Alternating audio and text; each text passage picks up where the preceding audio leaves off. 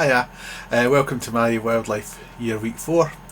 Thought I'd start with something I might actually already have started seeing around. Some people might think it's quite early, but certain birds like pigeons will breed all year round, so might start seeing some eggshells lying around. And what I've got here are two different examples of pigeon shells. Now this one here you can see has been broken in the side and all broken out, and this one is actually in half. And the difference between these is this one here that's in half has actually hatched a chick, or a squab as a young pigeon's called, and this one here has been predated on. Basically a chick will basically cut, use their tooth that's at the end of their beak to hatch with, cut round the shell and then break it open so it's in two halves, whereas predation, so whatever's taken it will either peck or chew into the shell and go in from the side like that. So these, I found both of these actually on the lawn last year, so I know that there's been some success breeding in the garden, but there's also been some predation as well.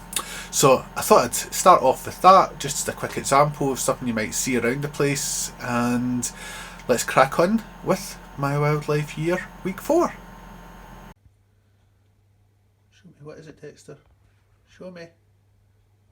Show me. Right, that's it. Let me see then. Let me see. Thank you. So, looks like we've got something else in one of the mammal traps, a Moth Trap this time. So let's go and see what it is. It was a wood mouse, and this video shows why I call them mini kangaroos. There's just been a call out from a wife saying it was a dead frog, but it actually turns out it's not a dead frog, it's actually a dead toad. It's mummified. It's obviously managed to get underneath the back door here and then got up underneath this rug and where the boot shoe rack was, and has unfortunately died and mummified, so that's got to get added to my collection of dead creatures. As you can see, and here we've got another capture in the Moth Trap. So we'll take it outside and see what one it is.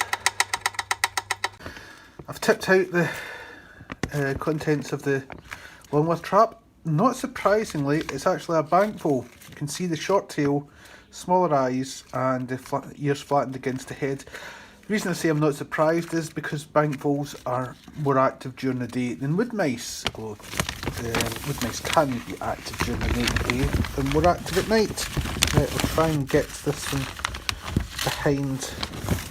Right, I've got him behind the head, or is it her? It'll be a her, and there's a clip marked, so this is one I've already caught, so I'm going to take her further away to release her this time. Right, I'm about 300 metres away from the house. One of my favourite release sites. I've released lots of mice here, but I think this might be my first roll at this point, so hopefully I won't be seeing her again in the house.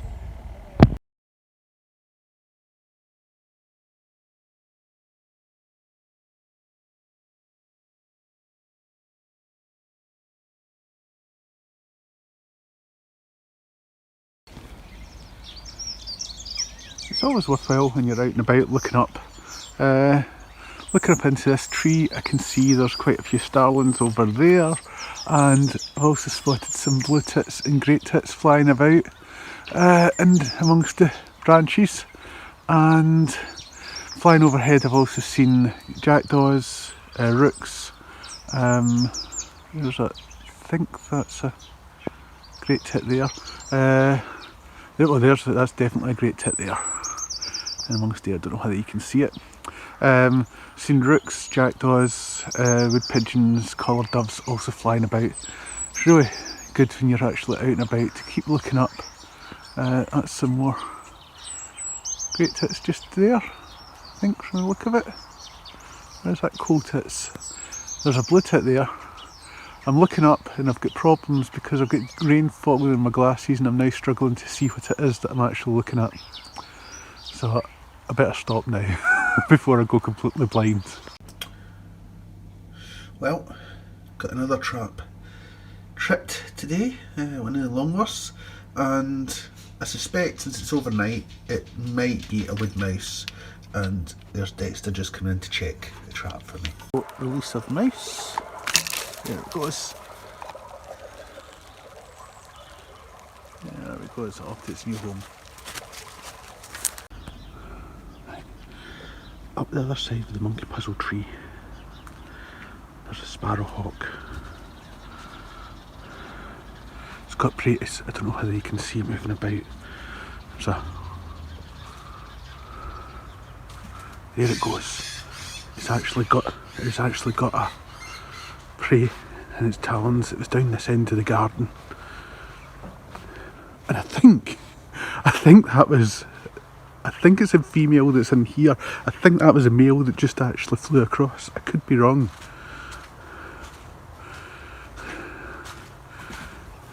There it is.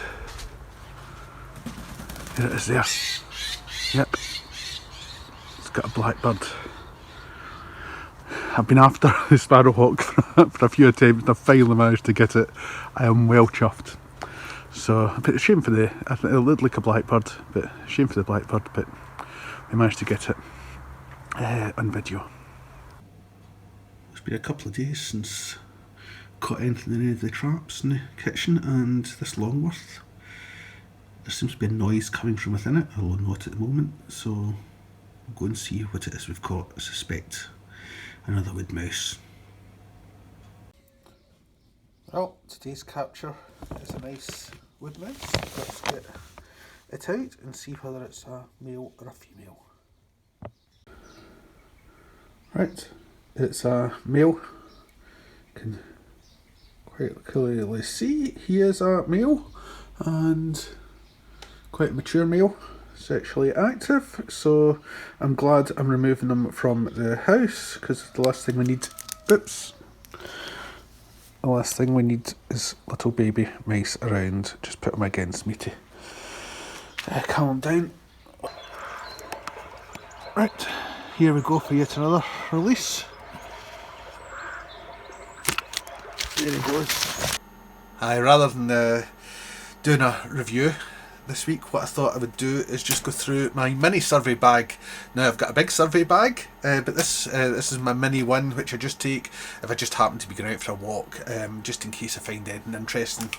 First off, I've said before I like to reuse things or repurpose things. This is actually a £1 sort of like collapsible dog bowl, but what it also is a great bowl for doing sort of like pond, if you do pond dipping, or sort of like, you know, you can scoop something out of the water, whatever.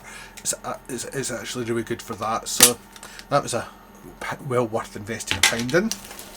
In the rest of the bag, in the front, we have a little hand lens on a look for going around my neck. Always handy for looking at small things. In this one, we have got very small putter, so any small invertebrates I can suck up with this into here, suck up with using the short end. There's a bit of gauze over the end, suck up whatever it is into here, and I can either tip it into maybe this or and look up with my hand lens.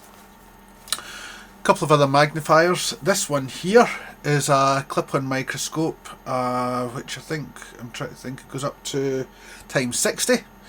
Just clip onto your phone and get some nice close-ups. And also in here is very similar to clip-on microscope, but this one is just a again times 60. This one is just sort of like, you know, for looking through yourself. Really useful to have. These cost not a lot online, reasonable resolution on them. you all know what this is due to COVID. I've always carried hand sanitizer about, especially because I'm really interested in mammals. Quite often I'll come across dead mammals or poo, so I need to make sure my hands are nice and clean. This here is actually from the I'm trying to think who this is from. It's Marine Biological Association. It's a nice little magnetic bookmark, but that's not why I've got it in my survey bag. I've got it in my survey bag because it's quite waterproof and it has a nice rule along here, so if I find a print or something or a scat that I want to I can put that down next to it and take a photo. It's always useful to have something. I mean, if you don't have a rule with you, you can put down a coin or a set of keys, but a rule gives you obviously an exact amount. Tick remover, vital if you're going out and about. And also in here I've got a few little sample tubs just for picking up invertebrates, could be small bits of poo, anything. So that's all in the front there. In the back we have, what do we have? Baby wipes. I know not exactly environmentally friendly, but I'm trying to use them as little as possible. But if I'm doing something like a touch and poo, this just isn't enough. I need to wipe the stuff off first. So baby wipes, obviously take them home and dispose of them properly. Also in here, freezer bags, really useful for picking up bigger samples of stuff, sort of like maybe skulls or bigger bits of poo, really useful. And just for emergencies, an emergency foil blanket. I've usually got a first aid kit which will have one of these with me as well, but just in case for some reason I don't, I've got an emergency blanket with me too. And in the main part, in the middle here, I have, let me just get it all out. I think that's it all. This is it all. I've got a bug tub, magnifier on the top and that for catching stuff in. Another tub here, if I catch something like you know, that is flying around like a bumblebee and I want to keep it still, pop it in a tub or put that in to hold it still so that I can get a closer look at it and it's not able to fly about, so a bit of kitchen roll in there. This here is an old food tub that I'm reusing. Again, you can use it either for bugs or for dissecting oil pellets. So just, you know, I can break it open, but I've also got this. I think this actually came from a plant. The label in it and stuck in here. I thought I'm not throwing that out, so I'll use it for sort of like, you know, going through stuff, whether it's an oil pellet or whatever. And also if I've got something in here, whether it's in here or in here and there's some water in it and something in it and I want to see float it out. This is really old. This must be coming up in 20 years old, this spoon.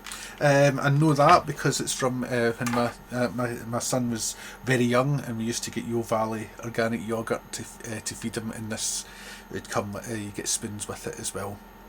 So that's this bag. So it's just what I go out with if I'm just going for a nice short walk. Maybe next week or the week after I'll do my bigger survey bag, which will take a lot longer because there's a lot more in it.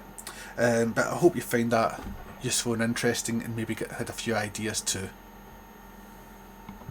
Here we are between my office and the workshop, which is the garage, and next to me is one of the bins we use to store bird food in. Unfortunately, the mice have actually had a wee nibble at it and occasionally end up in there, and I think there's something in there just now. So let's go and get it out. So here we go, and there's a little wood mouse. So it's not going to want to get caught, I don't think. Where is it?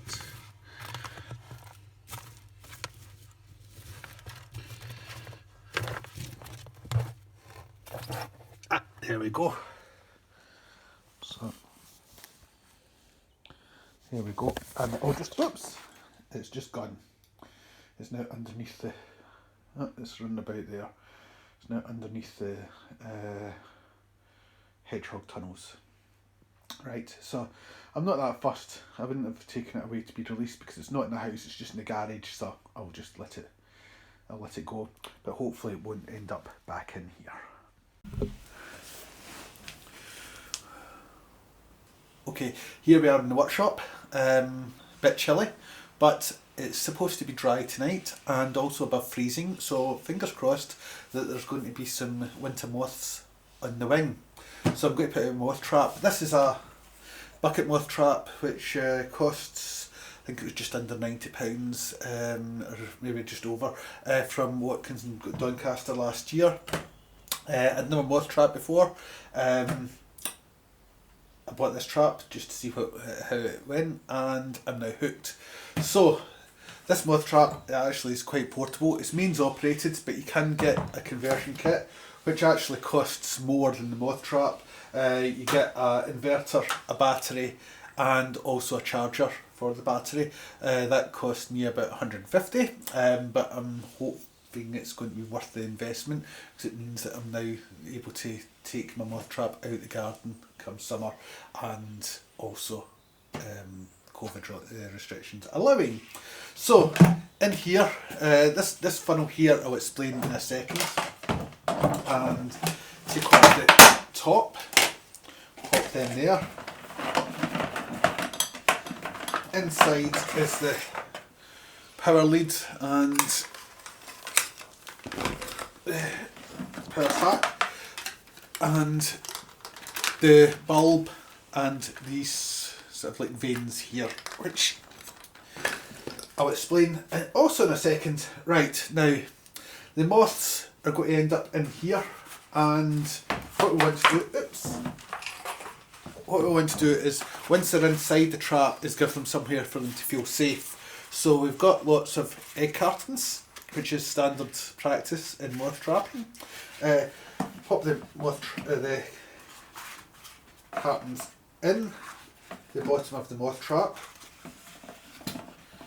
Now in the bottom of the moth trap there is actually another little funnel, because there's a hole in the bottom, and this goes in the hole, and there's a bit of sort of like metallic gauzy stuff in there, and it stops the trap flooding. So put the egg cartons round there, and then I'll pop some in here as well. I'm putting 8 in, which is more than enough. If I were doing this in the summer, I'd be wanting as many as I possibly could in there, because I've ended up with a couple of hundred moths in the moth trap during the summer. But I'm hoping that we might get 1 or 2 in there tonight. So pop this lid back on, click it into place, put this cut off funnel in there, and then the bulb in this vein here, these veins here, you put in like that, so that it stays in place, and they go in there, and then the power converter goes in here. This hooks up to your bulb, and this end hooks up into either the main supply, but I'm actually going to try, and I've not tried this since I bought it because the inverter and battery and charger only arrived last week. This is me trying it for the first time. I'm putting the plug in the inverter, and hopefully, yeah, it works. So that means I can put this. I'm not going to put this out. I'm going to put it in. I've run a mains cable out to a little out building out the back of the workshop. I'm going to use the cable, the mains tonight rather than this. I also need to get some sort of waterproof box set up for this, so that I can put the inverter out there. So I'm really chuffed that that's actually worked, and we'll see what happens tonight. Now, what the moths get attracted to the light, they fly in, they hit these sort of like veins here, they drop down that hole. It's in the funnel, and then they can't get back out. Well, maybe one or two might, but most of them will sort of fly about and they'll not be able to do anything, so they'll go and they'll settle down in behind the egg boxes. Sometimes they get attracted to lights, but they don't hit here and they go around. And so what I'll do is put down a white sheet and set the moth trap on top of the white sheet, and put a few egg boxes that I've got up there round the bottom of the moth trap. And sometimes I'll find underneath the egg cartons, or actually underneath the moth trap, and sometimes just up underneath this rim of the moth trap I'll find some moths hiding there as well. So moth trapping is really exciting because you never know what's going to be there, and hopefully we'll put this out later this afternoon and we'll see what we find. And that's about it at the moment, so all we've got to do is wait for just before dusk and I'll put out the moth trap. Right, so I've got my moth trap set up here. I've put out the white sheet and you can see I've put a few egg boxes around the bottom, and it's hooked up to the mains into the workshop. So hopefully tomorrow morning we might have one or two of the winter moth species in the trap. Well, caught another mouse overnight, so let's deal with this before I even think about looking at moths. So break it open, put it in here, and yes, I was right, it is another mouse. It's quite a small one in the corner. Female. So pop her in here and take her for a release. I'm not even bothering clip marking her because I know, oops, your tail's caught in the lid. There we go. Take your tail in. There we go. I'm not even bothering clip marking her because I know when I take them 300 metres away now that they don't return, because none of them have for I don't know how long I've been releasing at that site, at least a few months. None of them have been returning, so I'm not going to bother clip marking. So off she goes for release.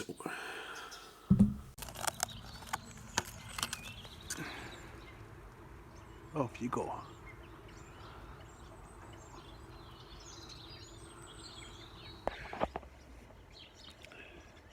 Right, a bit later than planned because I had caught a mouse in one of the traps, so I had to deal with it first.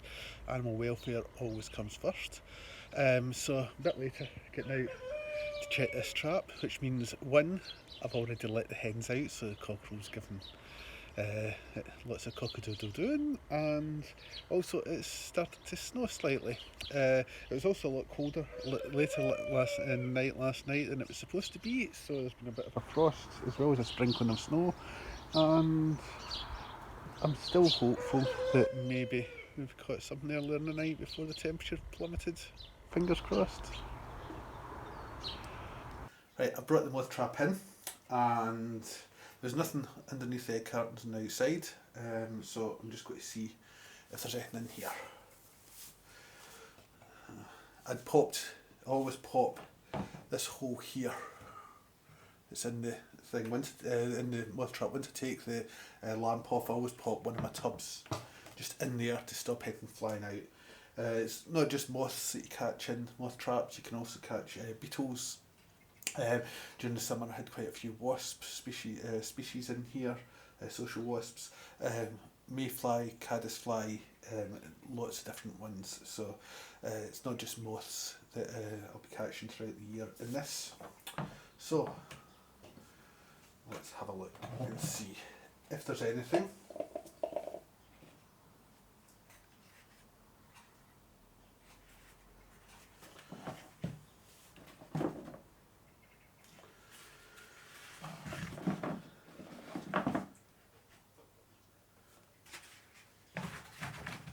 hopeful.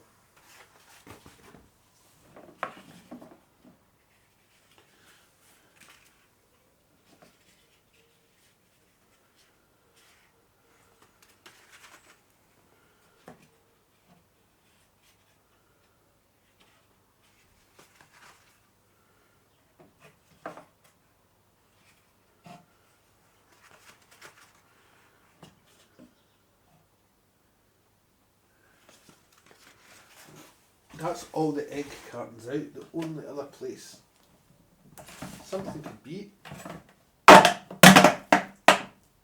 is under here. And it's not. Let me just check that there's nothing falling in there. No. So, unfortunately, it looks like I'm not going to get any moths in January. This is actually the second time I've had the trap out this month, and both times I haven't caught anything. It was always a bit of a gamble. There are just a couple of species around that fly during the winter. It would have been nice to see one though. However, I'm not going to remove this from the video, Moth Trap, for a couple of reasons. One is, I think it shows the reality of looking for wildlife, that it doesn't always come off. Another thing is, I've already edited most of it, and if I cut out the bit about moth traps, I'm going to be really down time wise.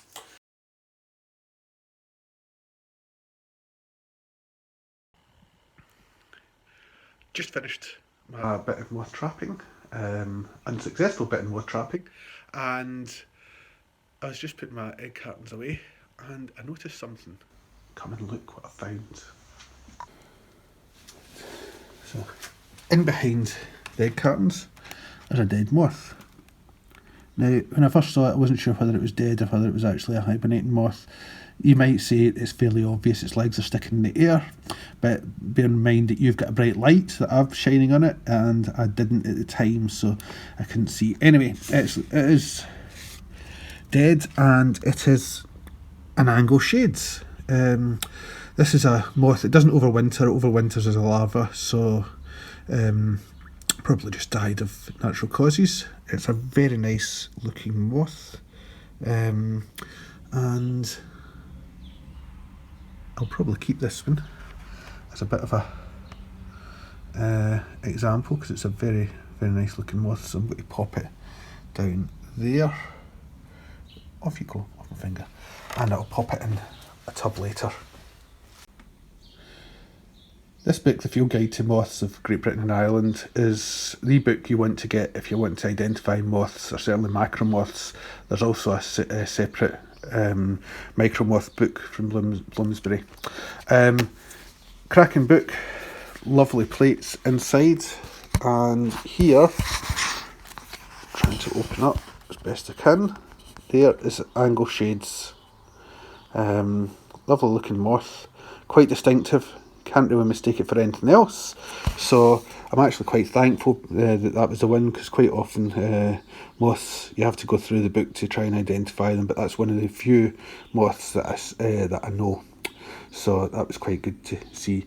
So yeah, so what page is it on? Page 335. Let's see, 335. Here we go. So each moth has a bit with field characteristics, the flight season, the life cycle,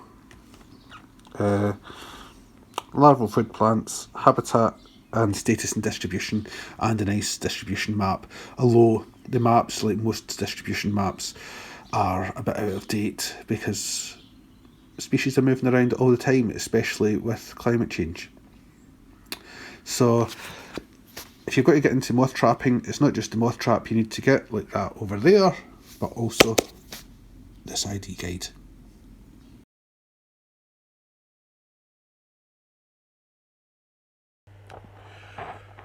Well, editing of week 4 of my wildlife year is not going to plan. I'd hoped to have it all edited by now and uploaded, and it's still not finished editing, and here's the reason why. This morning I got a message saying that there was a bird of prey stuck in a tree upside down, and when I went out, by that point it was actually out the tree and was in the riverbank. The people that had called me, they'd seen it getting mobbed by crows. It flown into the tree. It seemed to get stuck upside down, although it wasn't tangled in the tree in any way. It was just upside down, and I've taken it into care now. It's a buzzard, and it's not very responsive. And I've put some food in, and it's showing no interest whatsoever. So I've decided that I know my limitations. Looking after an injured buzzard is well outside them. Therefore, I've called SSPCA, and they're coming down later this afternoon to look after it, to take it into care. So hopefully it will soon be back on its feet. But if whatever happens, it's going to be in the right place to be looked after. By the time Nicky from the SSPCA arrived to pick up the buzzard, he had actually eaten the beef and was a bit more attentive and taking in his surroundings more, and even opened his wings. But she still felt that he needed to be taken in to be given the once over and make sure that he was actually in tip-top condition before he was released again. So I said goodbye to him, and hopefully he's going to be back flying around shortly. Well, that's the end of this week's My Wildlife Year.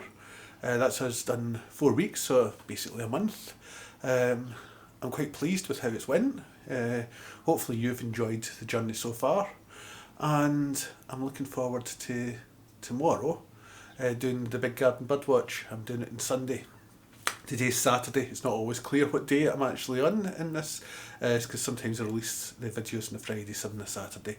But this is on a Saturday because I wanted to get in a bit about the moth traps and how it all turned out. So tomorrow I'll be taking part in the big RSPB's Big Garden Birdwatch. Hopefully you will, if you haven't already, be taking part in it too on Sunday. So see you next week, and we'll see what turns up in My Wildlife Year, week 5. Take care.